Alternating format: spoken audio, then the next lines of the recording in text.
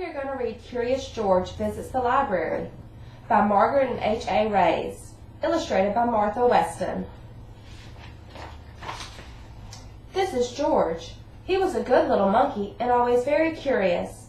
Today George and his friend the man with the yellow hat were at the library. George had never been to the library before. He had never seen so many books before either. Everywhere he looked, people were reading.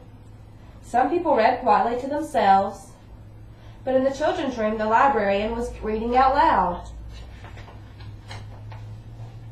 It was story hour. George loved stories. He sat down with a group of children to listen. The librarian was reading a book about a bunny. George liked bunnies. Behind the librarian was a book about a dinosaur. George liked dinosaurs even more. He hoped she would read it next. But next, the librarian read a book about a train. George tried to sit quietly and wait for the dinosaur book to be read, but sometimes it is hard for a little monkey to be patient. When the librarian started to read about jungle animals, George could not wait any longer. He had to see the dinosaur book. He tiptoed closer. "Look, a monkey!" shouted a girl. The librarian put her finger to her lips. "We must be quiet so everyone can hear," she said nicely. "But there's a monkey," said a boy. The librarian nodded and smiled. She agreed. When she finished reading the jungle story, the librarian reached for the dinosaur book. Where did it go? And where was George? I know.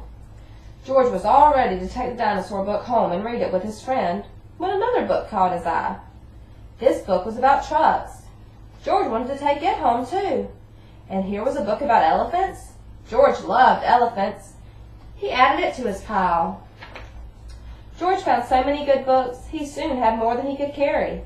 He leaned against the shelf to rest. Squeak went the shelf. Shh, said a man. Squeak went the shelf again, and it moved. Why, it wasn't really a shelf after all. George had found a special cart for carrying books. What luck! Now George could carry all the books he wanted. He rolled the cart between the shelves and stacked up books about boats and kites and baking cakes.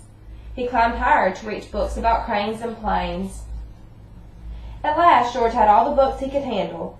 He couldn't wait to head home and start reading, and right in front of him was a ramp leading to the door. George was curious. Could he roll the cart all the way home? Down the ramp George went. The cart rolled faster and faster. "Stop!" a library volunteer shouted. "Come back here with my cart." But George was too excited to listen. The cart was picking up speed, and George was having fun. Until, crash! George and the cart ran smack into a shelf of encyclopedias. Books flew up in the air, and so did George. He landed in a big pile right between O and P. "Oh no," moaned the volunteer when he saw the mess George made. "How am I going to put away all these books?" "I'd like to borrow this one," said a girl from Story Hour. "And I'll take this one," said a boy. With help from George and the children, the books were sorted in no time. Soon there was just a small pile of George's favorites left. "Would you like to take those books home with you?" the volunteer asked George.